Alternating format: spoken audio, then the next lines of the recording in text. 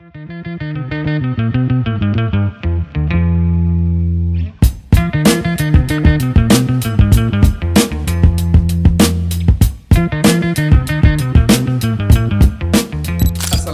warahmatullahi wabarakatuh. Pendengar dan pemirsa dimanapun Anda berada, ketemu dengan saya Subhanul Ulum di acara khusus yang dipersembahkan oleh Dinas Komunikasi Informatika Statistik dan Persandian Provinsi Banten di acara Bincang Bareng Soal Banten. Gaspol! Pendengar dan pemirsa dimanapun Anda berada, kita tentu ketika berbicara tentang Diskominfo Provinsi Banten, maka ruang lingkup yang menjadi ranah yang mereka kerjakan itu sangat banyak. Salah satunya adalah terkait tentang bagaimana komunikasi dan informasi yang harus dilakukan terkait tentang bagaimana kinerja Provinsi Banten kepada khalayak masyarakat.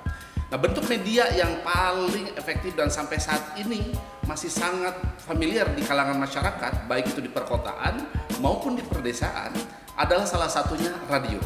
Nah, radio ini di Provinsi Banten sampai 2023 totalnya sekitar 68 radio yang ada di Provinsi Banten. Nah, itu tentu potensi yang luar biasa yang sangat bisa dimanfaatkan untuk bagaimana menyebarkan informasi tentang bagaimana prestasi-prestasi pembangunan yang ada di Provinsi Banten kepada masyarakat yang ada di Provinsi Banten. Nah, hari ini kita akan berdiskusi bagaimana tentang peran pemerintah Provinsi Banten dan juga tentunya kita ditemani dengan yang punya regulasi terkait tentang konten isi radio.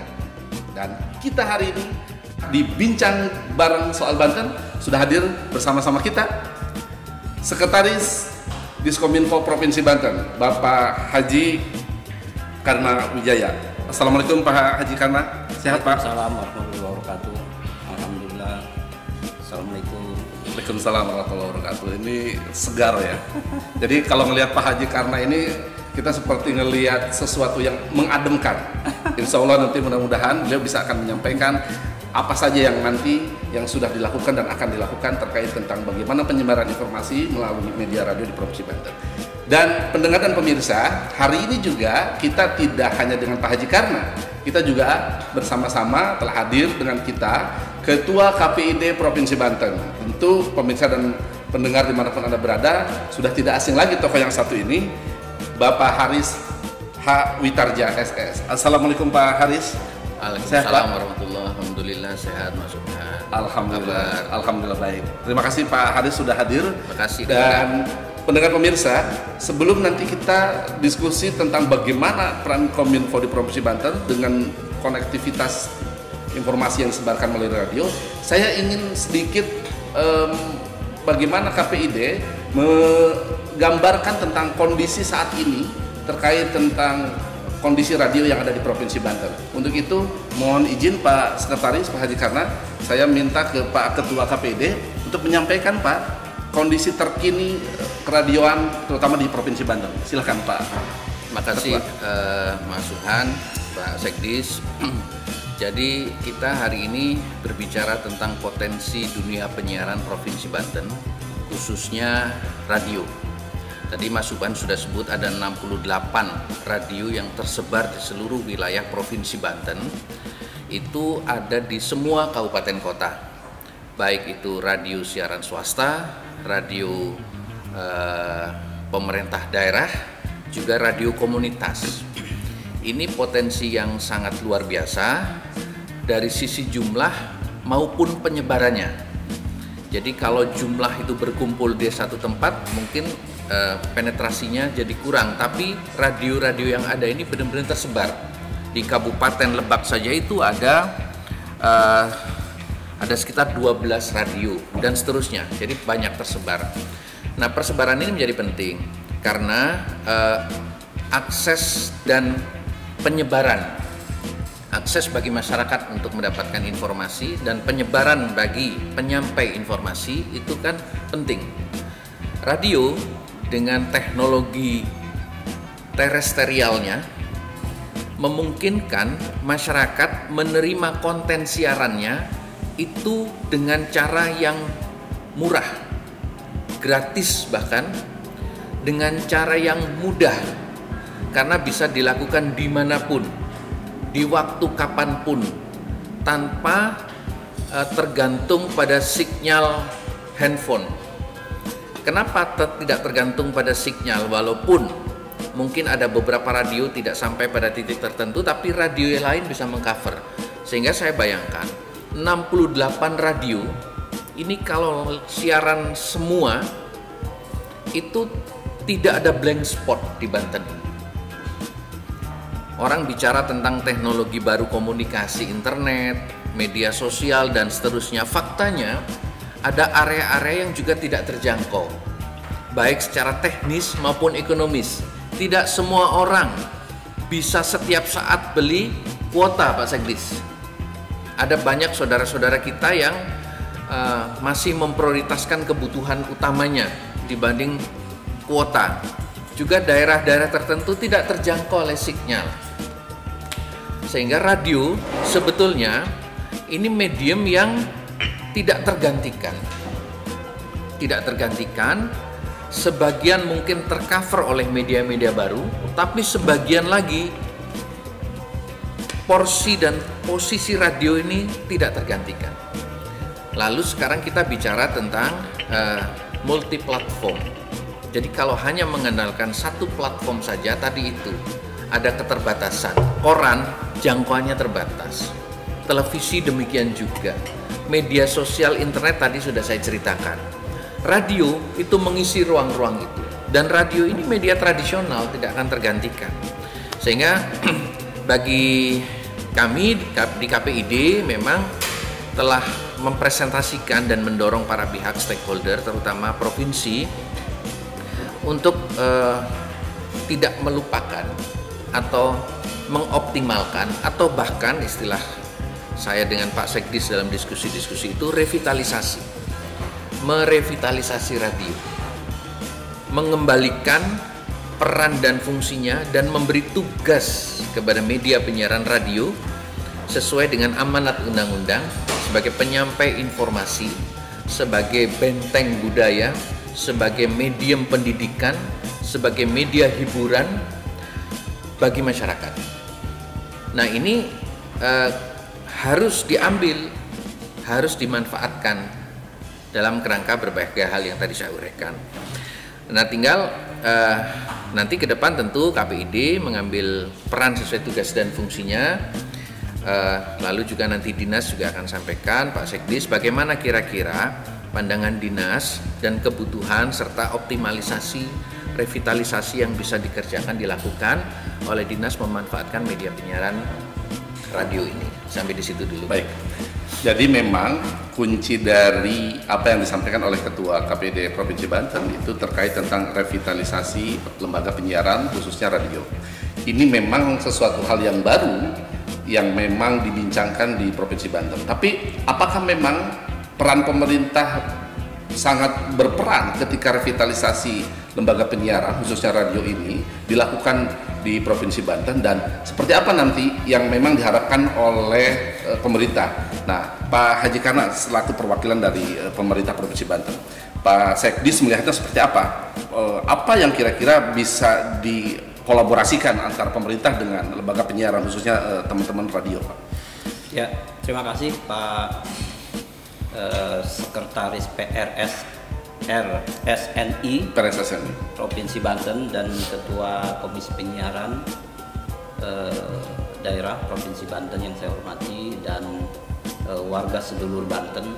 Sebelum saya menjawab pertanyaan apa yang dikemukakan oleh Pak Subhan tadi, saya ingin memberikan testimoni sebagai generasi produk dekade 70-an dan 80-an. Jadi pada saat itu media itu sangat terbatas. Jadi ada media cetak, koran-koran, majalah dan lain-lain. Kemudian ada televisi pun itu tunggal, hanya TVRI. Itu pun udah kesemutan kayak dikerubuti semut. Nah, kemudian radio, dan tentu pada saat itu sudah banyak berkembang radio swasta dan juga Radio Republik Indonesia. Saya lahir dan besar di kawasan pinggiran, Pak, di kawasan pantai Carita, Provinsi Banten, saat itu Provinsi Jawa Barat. Untuk mendapatkan informasi, kalau nonton TV yang TVRI itu sudah tidak mungkin. Kemudian untuk membaca media cetak juga itu juga tidak mungkin. Jadi satu-satunya sumber informasi saya pada saat itu usia SD dekade 80-an, kemudian dekade 90-an, SD, SMP, SMA, itu satu-satunya sumber adalah radio. Nah, kebetulan pada dekade 80-an itu ada sebuah radio swasta di Teluk Bentung, Bandar Lampung. Itu ketangkep sinyalnya di kawasan pantai Carita. Jadi kalau pulang sekolah tidak ada kegiatan, tidak ada belajar kelompok, itu kami mendengarkan radio.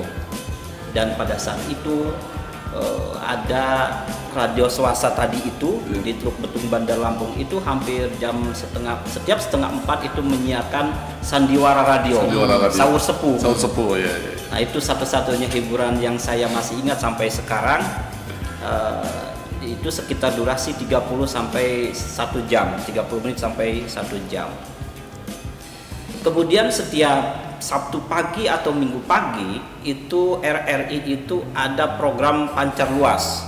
Jadi dia kolaborasi dengan swasta, siarannya itu semua swasta harus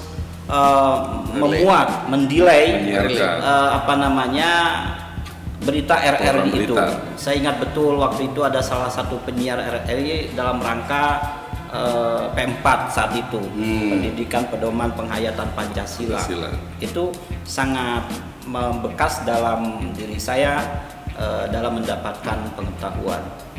Nah, kemudian radio ini instrumen informasi yang legendaris dan bersejarah. Kita tahu misalnya dalam sejarah bahwa proklamasi kemerdekaan itu salah satunya dipancarluaskan oleh radio dan itu menjangkau semua lapisan masyarakat. Saya mendapatkan testimoni dari ayah saya kalau pada saat itu Presiden Soekarno berpidato itu dipancarluaskan oleh radio, itu semua masyarakat mendengar dan di radio itu ikut tepuk tangan dan ngumpul banyak ya, saking karismatiknya gitu ya. Adanya radio di sini memberikan peran besar dalam proses kemerdekaan, dalam pengisian kemerdekaan, dalam memberikan informasi kepada masyarakat, dalam mendidik masyarakat, sekaligus membentuk nation and character building. Ya, pembentukan karakter bangsa. Nah, kemudian selain radio radio swasta yang di Teluk Betung Bandar Lampung itu sampai sekarang saya juga tidak tahu itu apakah masih eksis atau tidak. Kemudian ada radio swasta di kawasan saya itu sekitar tahun 90-an, 93. Nah, pada saat itu kawasan saya masih belum dialiri listrik, Pak.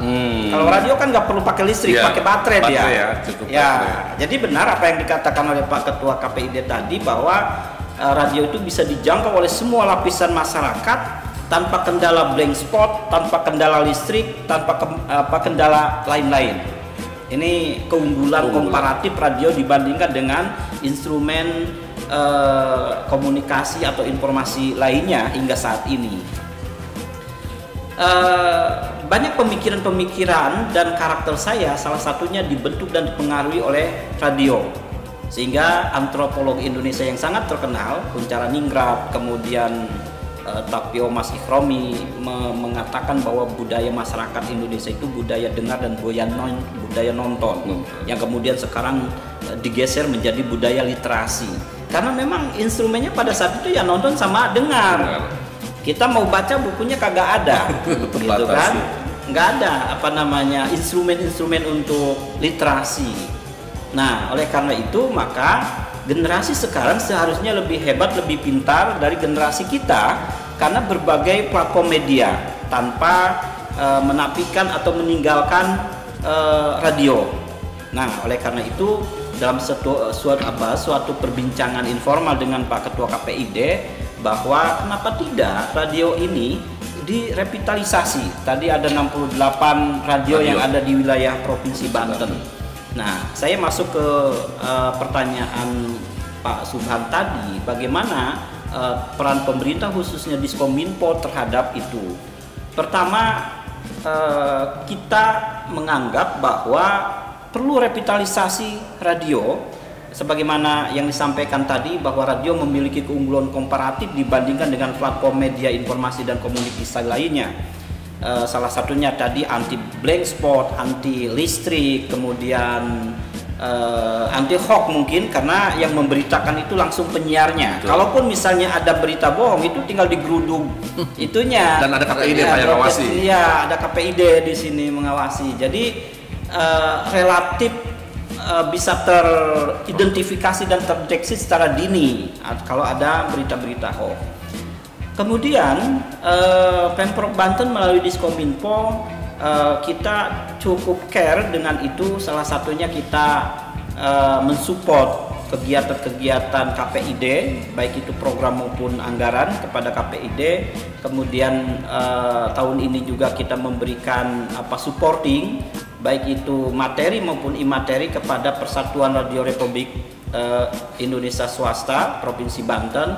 Itu bentuk bahwa Pemprov Banten care, concern terhadap radio yang pendengarnya itu jauh di pelosok-pelosok. Karena saya pernah mengalami ketika membantu ikut membajak sawah, Pak, itu si petani-petani itu sambil mencangkul, sambil dulu wiluku namanya, ya kalau sekarang pakai traktor, itu sambil dengarkan radio. Kemudian ketika saat ini pun kalau saya akan ke kota, itu ada salah satu radio swasta yang menginformasikan beberapa ruas jalan ini macet, mohon untuk tidak lewat situ. Kemudian si penyiar radio yang bersangkutan juga konfirmasi via telepon. Di situ terjadi dialog informasi. Jadi jurnalis citizen itu sudah dilakukan oleh radio sebelum diadop oleh TV-TV swasta. Nah, ini saya kira pentingnya revitalisasi radio khususnya di Provinsi Banten dalam penyebarluasan informasi pembangunan, sehingga informasi pembangunan seperti yang disampaikan Pak PJ Gubernur kemarin pada saat penganugerahan lembaga-lembaga informatif, bahwa Pak PJ Gubernur menyampaikan bahwa masyarakat berhak dan wajib tahu informasi pembangunan. Nah, salah satunya adalah melalui revitalisasi radio di Provinsi Banten. Saya kira itu bentuk kolaborasi antara Pemprov melalui Diskominfo dengan radio swasta di Provinsi Banten dan juga KPID. Baik, warga sedulur Banten, kita masih dibincang bareng soal Banten. Dan apa yang disampaikan oleh Pak Sekdis, Pak Haji Karna, tentang bagaimana peran pemerintah Provinsi Banten terkait tentang revitalisasi lembaga penyiaran, khususnya radio, ini memang sudah mulai dilakukan dan sudah berjalan. Nah, tentu ini tidak terlepas dari bagaimana koordinasi antara pemerintah Provinsi Banten dengan lembaga yang memang ditugasi oleh undang-undang mengawasi isi siaran dari lembaga penyiaran radio. Nah, KPID yang mengawasi itu. Nah, kita pengen tahu nih, sampai sejauh ini kira-kira dari data atau dari informasi yang didapatkan oleh KPID terkait tentang perkembangan yang disinggung oleh tadi Pak Sekretaris, oleh Pak Sekdis, terkait tentang hoaks, terkait tentang informasi yang memang dalam tanda kutip tidak bertanggung jawab, apakah radio itu sudah bisa mewakili kebenaran informasi? Nah, saya ingin coba itu disampaikan Pak Ketua, silakan. Ya, faktanya kondisi media saat ini itu memang merupakan satu kondisi yang dilematik juga. Banjirnya informasi dari berbagai macam media itu di satu sisi sebuah berkah bagi masyarakat, di sisi lain juga sebuah bukan musibah tapi sebuah kondisi yang mengharuskan masyarakat juga bersikap lebih cerdas. Media-media sosial itu separuhnya sehat, separuhnya lagi wallahualam bisawab, ya kan? Jadi kalau masyarakat itu tidak bisa memilah dan mencerdaskan diri, itu akan jatuh pada pilihan-pilihan yang salah, bahkan menjerumuskan, menyesatkan. Contoh saja itu di media sosial itu ada cara menurunkan kolesterol, Pak Sekdis. Yang dimuat apa tuh? Nggak jelas. Nggak ada itu penjelasan ilmiahnya, empiriknya dan sebagainya. Dan orang begitu mudah tuh percaya. Ya.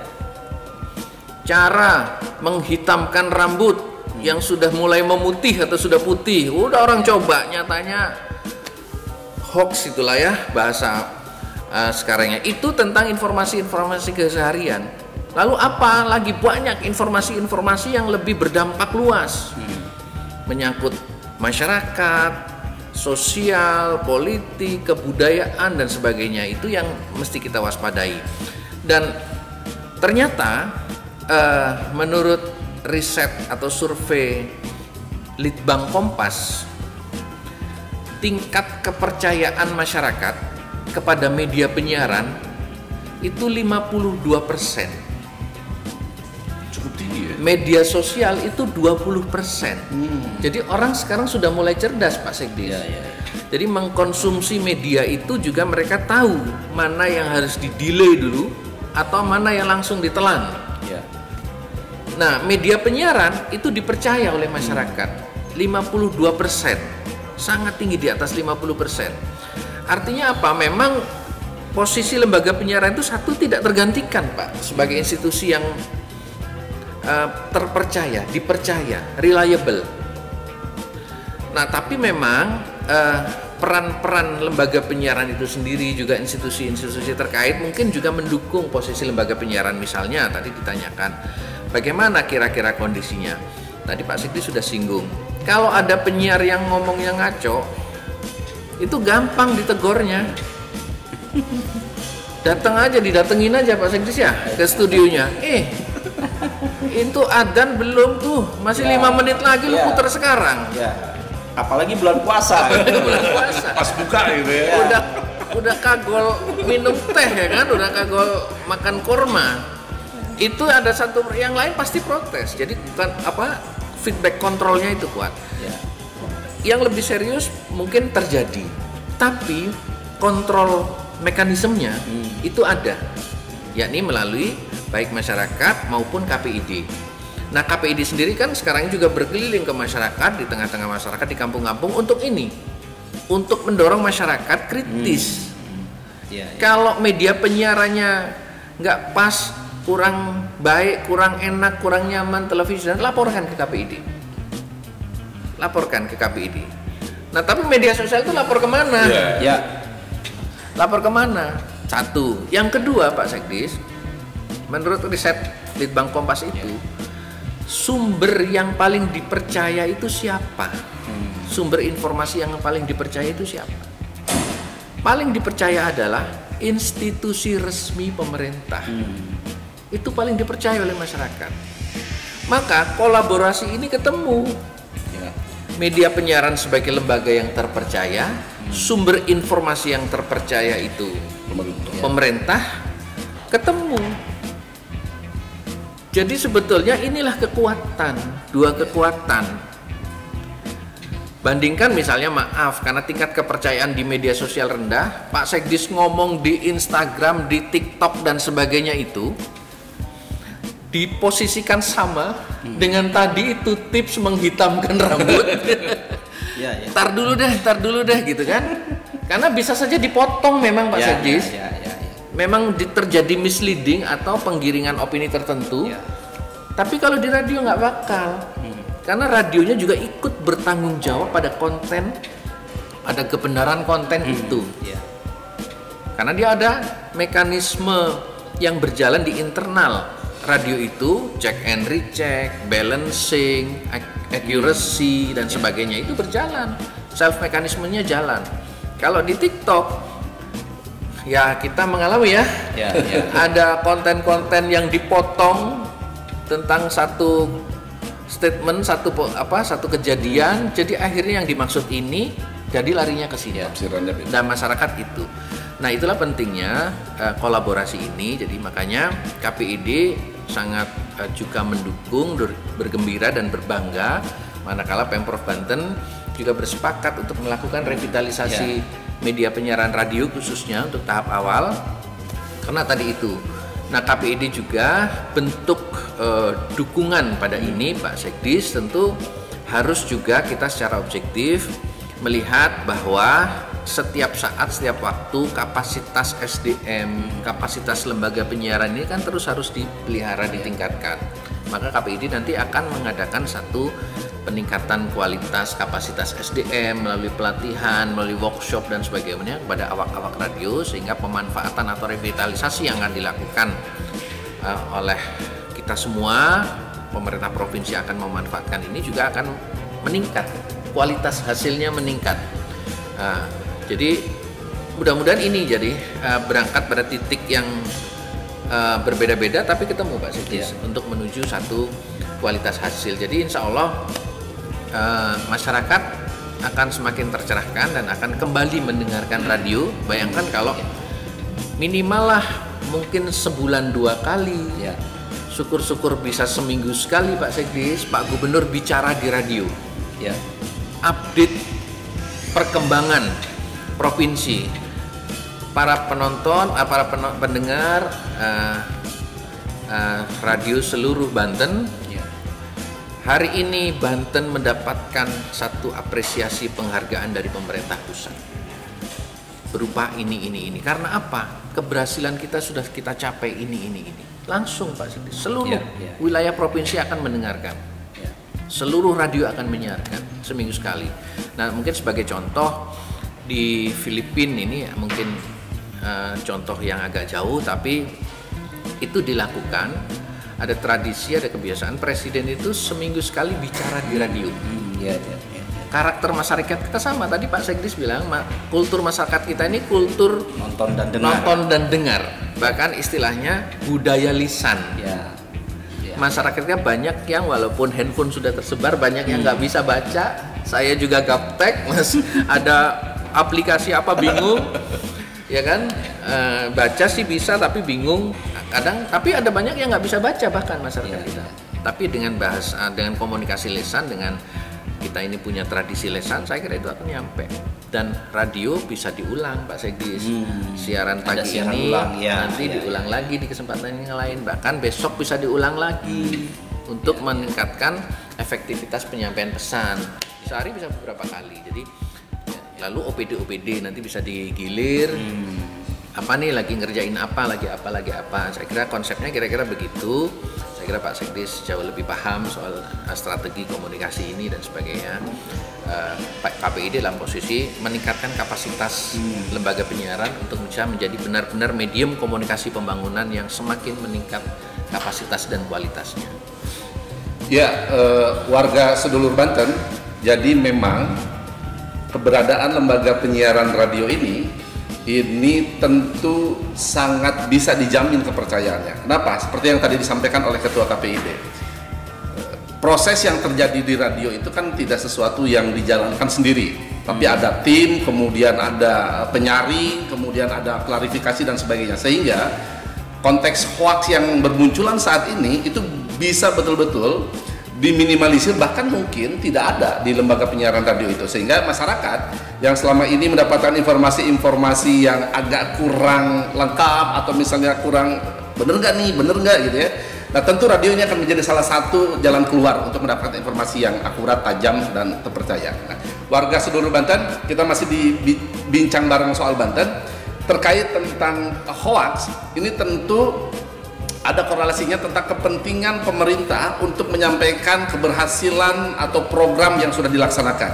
Nah, bagaimana pemerintah membuat konsep komunikasi ke masyarakat Provinsi Banten menggunakan jalur radio ini? Nah, kita ingin tahu nih seperti apa yang nanti, apakah mekanismenya akan nanti bisa dibuat kolaborasi dengan KPID atau misalnya lembaga penyiaran kemudian nanti dibuat semacam komunitas yang memang ketika pemerintah butuh informasi itu bisa diskusinya bisa langsung. Seperti apa nanti akan dilakukan Pak Sekretaris, Pak Haji Karna?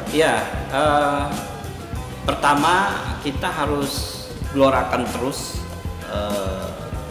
pentingnya revitalisasi radio ini sebagai instrumen informasi pembangunan secara masif di Provinsi Banten.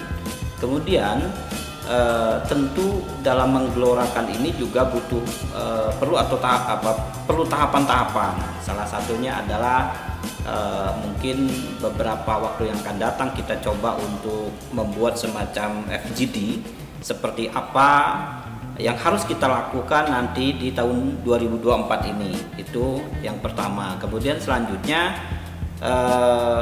kita akan mengundang setiap OPD itu kan ada PPID, pejabat pengelola informasi. Nah, kita undang bahwa di Banten ini bukan hanya ada media sosial, bukan hanya ada media online, bukan hanya ada media cetak, tapi juga ada radio yang bisa menjangkau semua elemen masyarakat seperti yang disampaikan oleh Pak Ketua KPID tadi. Nah, sehingga kita berharap bahwa pengelola informasi daerah di masing-masing OPD itu menyiapkan konten yang akan di-launching melalui radio. Nah, itu bisa langsung kepala dinasnya karena informasi itu tidak mesti harus diskusi duduk seperti ini, tapi bisa sambil jalan kemana kemudian direkam. Sekarang tidak perlu. Dulu saya pernah jadi jurnalis mahasiswa itu pakai chip kecil itu, perekam kecil. Sekarang dengan HP itu kita bisa langsung merekam suara, kemudian itu dikirim ke radio masing-masing.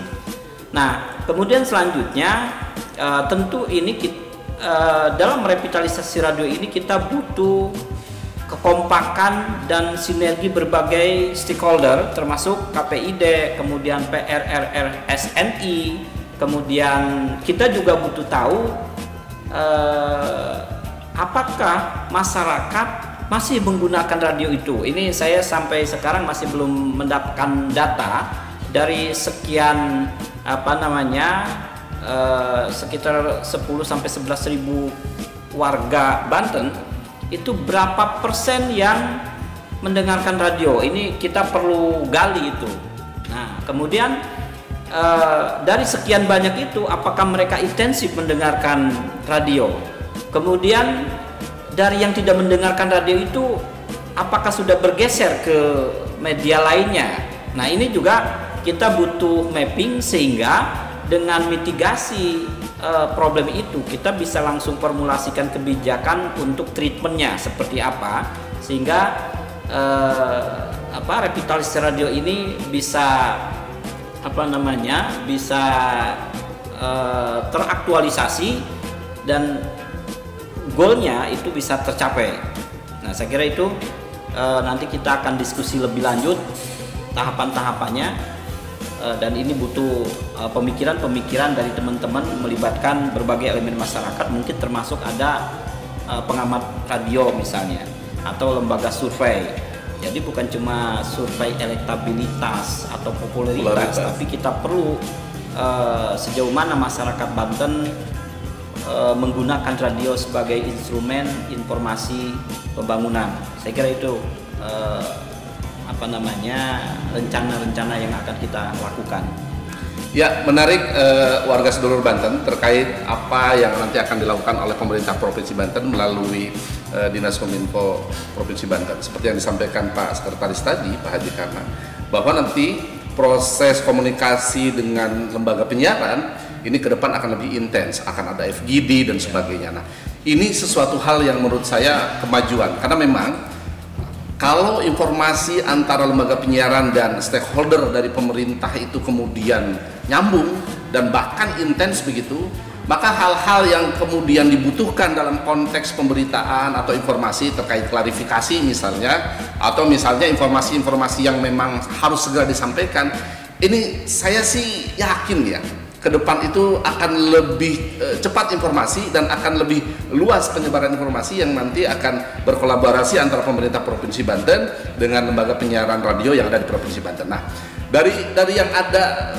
kemudian potensi di teman-teman radio lembaga penyiaran, Pak Ketua KPID, kira-kira saran apa yang ingin disampaikan, baik itu ke lembaga penyiaran radio maupun ke pemerintah, yang tadi Pak Ketua sudah menyampaikan bahwa ada titik temu yang bagus nih antara media yang dipercaya kemudian dengan lembaga yang dipercaya dalam konteks penyampaian informasi. Seperti apa Pak Ketua KPID? Saya kira menarik tadi disampaikan Pak Sekdis, kita akan melihat starting point-nya. Starting point-nya itu kondisi objektif dan real sekarang ini seperti apa. Sehingga nanti akan tahu dan akan diterjemahkan pada strategi-strategi dan langkah-langkah aksi untuk mengoptimalkan hasil. Jadi memang secara garis besar kita sudah tahu bagaimana peta media, tapi secara konkret dan real nanti tentu harus dipotret, harus dituliskan dalam selembar kertas sebagai pedoman, sebagai starting point kita bekerja. Nah, itu saya kira satu pemikiran langkah yang harus wajib dan patut, karena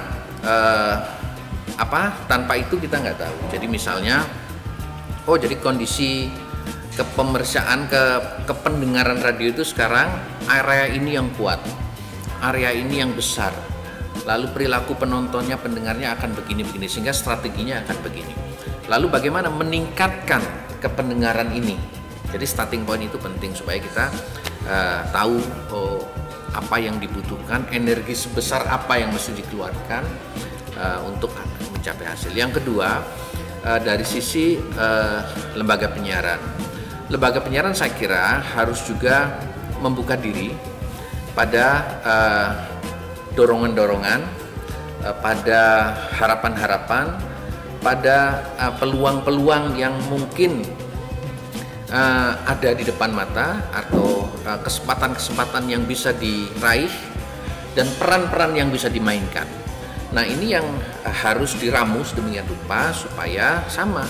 Jadi hasil akhirnya kita sama-sama tuju, toolsnya juga sama-sama kita tingkatkan kapasitasnya. Maka tadi di depan saya sudah bicara, KPID harus akan mengambil peran untuk melakukan capacity building pada lembaga penyiaran Pak Sekdis, baik secara institusional maupun SDM-nya.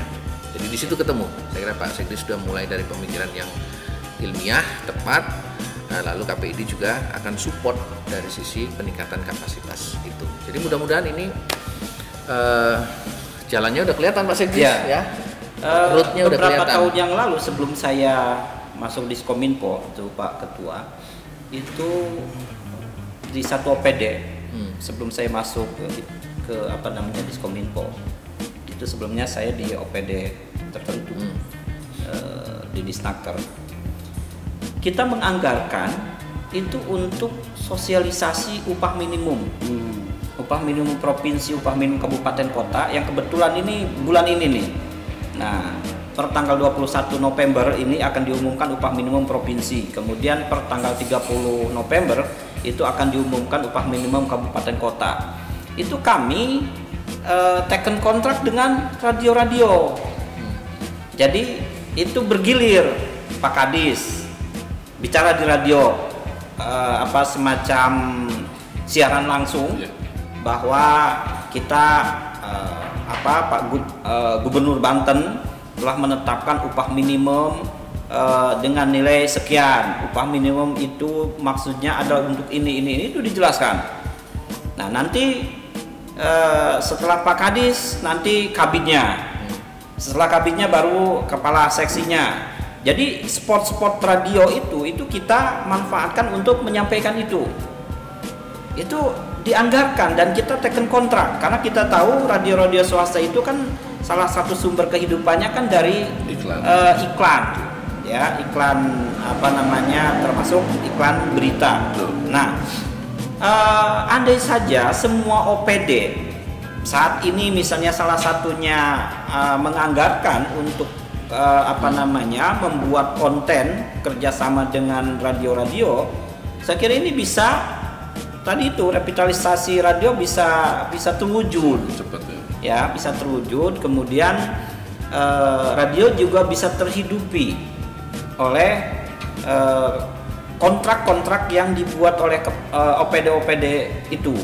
Nah, selama ini yang saya perhatikan OPD-OPD banyak melakukan taken kontrak dengan media cetak, kemudian bahkan membuat konten di medsos masing-masing, sehingga radio menurut saya nih, mungkin kalau saya salah mohon dikoreksi, itu jadi teralienasi bahkan tereliminasi dari platform media komunikasi yang ada saat ini.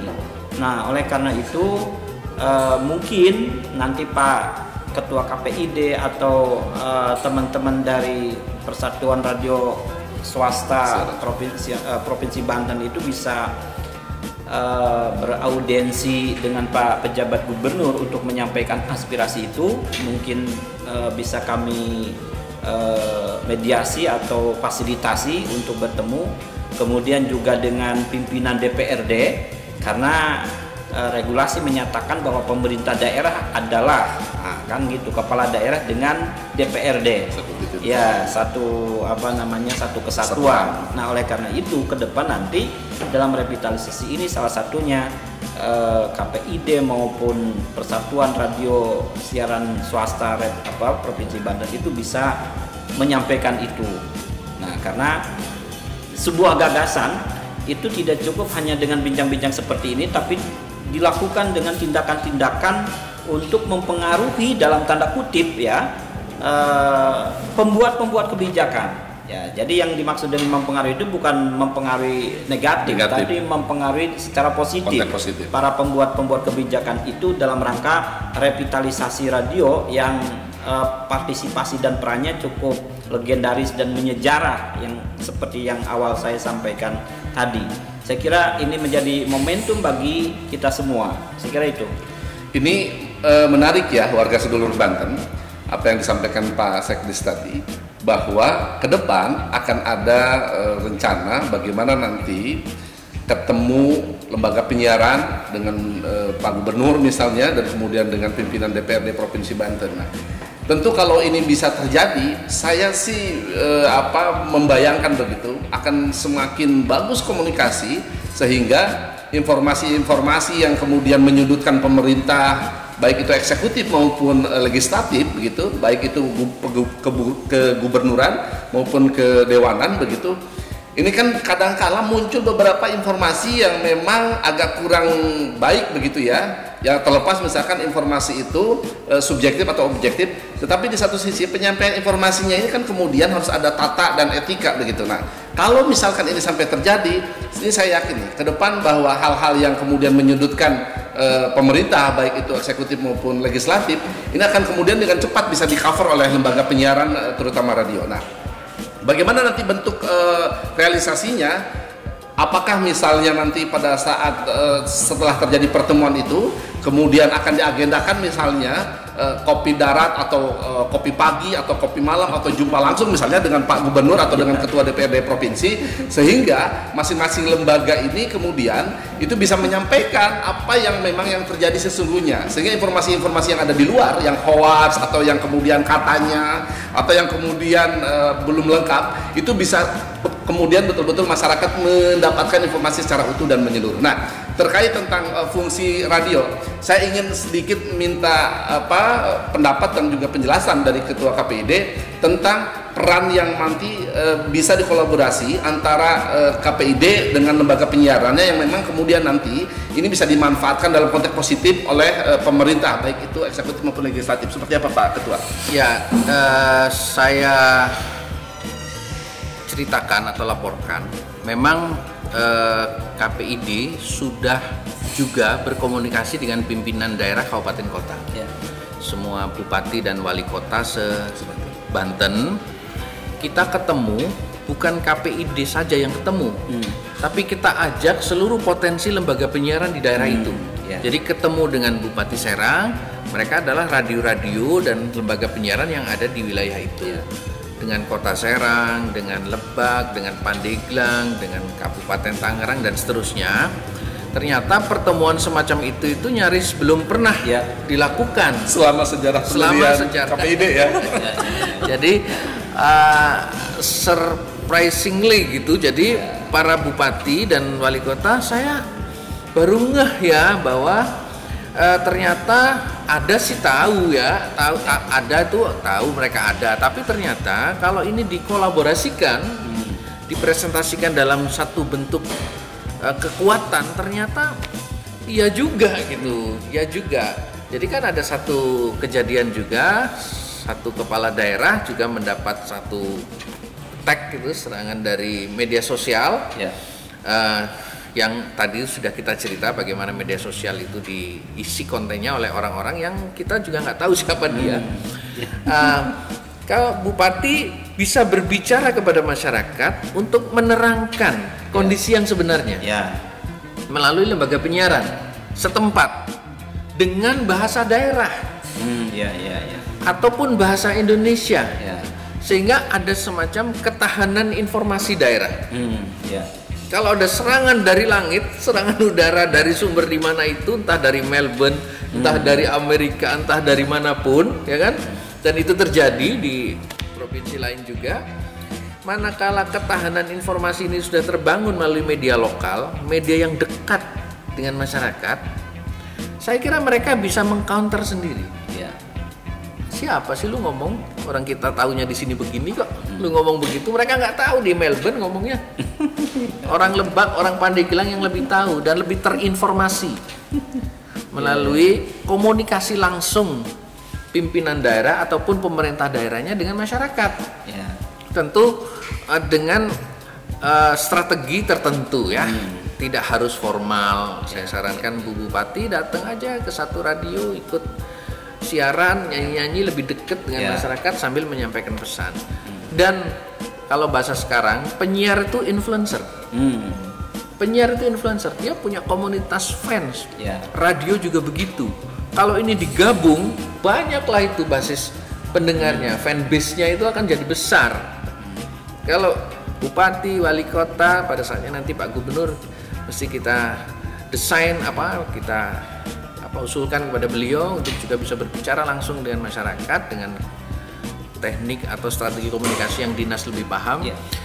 Saya kira hal-hal itu bisa kita bangun ketahanan informasi masyarakat daerah. Jadi misalnya ada ini begini, orang kita udah dengar langsung dari Pak Gubernur, kita dengar langsung dari Pak Bupati, dan kita ada di sini. Ngomong apa sih lu kan gitu istilahnya ya kan, ngomong apa sih lu, jadi itu bisa terbangun hal-hal begitu Pak. Jadi kadang-kadang komunikasi yang intens itu juga penting. Lalu dengan strategi komunikasi yang dekat, radio itu kelebihannya punya kedekatan dengan masyarakat. Jadi penyiar radio dengan masyarakat itu adalah as a friend, teman. Teman, jadi bukan ngelihat orang jauh tapi teman, komunikatif. Jadi panggil namanya itu Pak sama pendengar tuh, Pak, karena apa kabar malam hari ini, dipanggil Pak. Itu kena hatinya itu. Jadi komunikasi dengan emosi, bukan dengan intelijensi saja. Bahkan nggak hanya dipanggil Pak Ketua, dikirim lagu. Dikirim lagu. Jadi itu pendekatan begitu itu, misalnya Pak Bupati, Pak Gubernur sekali-sekali bisa menyapa, menyebut nama seorang Pak. Tadi saya lewat kawasan ini. Saya lihat bagus itu. Tertata rapi, tempatnya apa segala macam. Apresiasilah untuk Pak RW setempat, untuk Pak Lurah setempat. Untuk tokoh masyarakat siapa sebut namanya. Kalau nanti pakai strategi kan bisa di-fooding oleh dinas. Pak, daerah itu RT-nya ini kan surprise tuh. Bupati menyebut nama RT-nya di radio. Itu pendekatan komunikasi yang berbasis emosi dan kedekatan emosional. Itu akan sangat menggugah. Demikian juga misalnya di tingkatan pemerintah provinsi bisa berkomunikasi ala-ala begitu. Dan itu memang strategi komunikasi radio itu personal Pak. Personal, as a friend, jadi teman. Jadi bukan kayak membaca berita di koran punya kelebihannya sendiri, tapi radio juga punya kelebihannya sendiri. Lebih interaktif lebih interaktif dan personal, tidak terikat oleh ruang dan waktu. Betul. Kapanpun dan dimanapun itu bisa. Dan lebih simpel Pak. Lebih simpel. Jadi ketika misalnya kebutuhan yang mendesak, kemudian dalam waktu itu harus disampaikan, Bisa, maka anytime. tidak harus disiapkan peralatan yang jelimet. Ya. Cukup tadi yang Pak Sekdis bilang ya, cukup misalkan sebuah alat yang namanya HP, Ya, kemudian tinggal kirim. dikonekkan ke studio, Ya. setelah itu nanti bisa Ya, disebarkan. Nah, anytime. terkait tentang usulan Ketua KPID tadi ya, terkait tentang program bagaimana misalnya pemimpin eksekutif itu bicara. Ya. Katakanlah kita level provinsi berarti gubernur begitu. Gubernur, Nah, oke. apa tanggapan dari Pak Sekdis begitu dengan konsep yang kemudian disampaikan oleh KPID ini, oleh Pak Ketua KPID? Kira-kira akan seperti apa tuh yang nanti bisa berjalan? Mangga Pak Sekretaris. Ya, ketika saya masuk ke sini ke Diskominfo itu saya kira itu sudah tertata dengan baik. Itu ternyata masih belum terjangkau, malah bukan lagi belum tertata, tapi masih belum terjangkau. Belum dilirik? Belum dilirik. Saya mungkin praduga saya mungkin salah, tapi saya menduga Pak Gubernur masih belum belum tahu atau belum care terhadap eksistensi radio-radio dan juga KPID. Nah, oleh karena itu setelah saya banyak berinteraksi dengan Kang Subhan, kemudian Pak Ketua KPID, saya berpikir bahwa ini cukup inspiratif dan cukup bagus dalam membangun ketahanan informasi yang selama ini rentan, Jebol terus. ya, jebol terus melalui media sosial misalnya kan, di mana akuntabilitasnya juga tidak jelas. Jadi ketika kita Pemprov Banten diserang oleh media sosial, nah penyerangnya ini kan kadang-kadang tidak jelas, nama samaran, kemudian akunnya juga akun samaran, akun abal-abal. Nah, disinilah peran dan fungsi radio dan KPID untuk membentengi itu. Nah, oleh karena itu saya akan melaporkan kepada Pak PJ Gubernur tentu melalui Pak Kadis Kominfo bahwa kita perlu menata dan merevitalisasi radio sebagai bagian dari ketahanan informasi tadi. Dan ini radio ini cukup masif dan Bapak bisa interaksi langsung dengan dengan pendengar tanpa terikat oleh ruang dan waktu. Misalnya di sela-sela dari rumah dinas ke kantor itu ada jeda sekitar 1 sampai 5 menit, itu bisa langsung komunikasi. Atau ketika misalnya Pak Gubernur berdinas ke Jakarta, sepanjang jalan bisa langsung berinteraksi dengan masyarakat. Sehingga ini gap psikologis antara PJ Gubernur Banten dengan masyarakat itu terdekonstruksi dia. Jadi komunikasi langsung sama kekuatannya seperti kita bertelepon langsung. Yes. Ya, tapi kalau bertelepon langsung ini kan hanya ada 2 arah antara penelepon dengan yang si ditelepon itu. Tapi kalau Pak Gubernur misalnya bicara langsung dengan si penelpon, tapi itu didengarkan oleh ribuan masyarakat. Nah, sehingga di situ tidak ada gap antara pimpinan dengan masyarakat. Saya kira ini cukup bagus dan perlu tindak lanjut lebih konkret, bukan hanya sekedar diskusi atau bincang-bincang. Saya kira itu kebijakan atau tindakan-tindakan atau yang akan kita lakukan ke depan. Demikian. Iya, warga sedulur Banten, kita masih dibincang bareng soal Banten. Jadi menarik ya yang disampaikan oleh Pak Ketua KPID maupun oleh Pak Sekretaris. Tetapi memang sayang sekali diskusi kita harus selesai dulu karena memang kita terbatas oleh waktu. Tapi nanti tidak usah khawatir, kita akan bertemu lagi di kesempatan-kesempatan yang lain. Tapi sebelum kita berpisah, saya ingin ada semacam closing statement dari 2 narasumber kita yang luar biasa ini, terutama terkait tentang bagaimana ini saya katakanlah mewakili masyarakat Banten begitu, sebagai masyarakat Banten. Saya akan sangat bangga dan merasa kemudian merasa memiliki ketika kemudian kan selama ini saya hanya melihat katakanlah Pak Gubernur itu melalui foto saja begitu ya. Tapi kalau misalkan saya bisa dengar kemudian menyapa warga, wah itu indah buat saya. Jadi merasa bahwa ini Gubernur Banten itu kemudian dekat dengan kita gitu, dengan masyarakat. Nah, mudah-mudahan format ini bisa terlaksana dan bisa terjadi gitu dengan segera, sehingga masyarakat juga bisa merasakan kan kebatinan itu bukan hanya membayangkan imajinasi hanya sebuah visual ya, tapi ketika kemudian dalam konteks audio itu kemudian terbayangkan, itu bisa menjadi sesuatu hal yang lebih mendekatkan dan luar biasa. Mudah-mudahan itu bisa terjadi nanti antara pemerintah Provinsi Banten dengan lembaga penyiaran yang kemudian nanti disupport oleh KPID Provinsi Banten. Nah, sebelum kita berpisah, warga Dulur Sebanten, kita ingin sedikit mendapatkan closing statement dari dua narasumber kita. Saya persilahkan, karena tadi kita sudah mulai dengan Ketua KPID, saya persilahkan kepada Pak Sekretaris untuk kira-kira harapan atau misalnya kemudian keinginan atau misalnya sesuatu hal yang kemudian ingin dicapai tentang bagaimana revitalisasi radio di Provinsi Banten. Mangga Pak Sekretaris.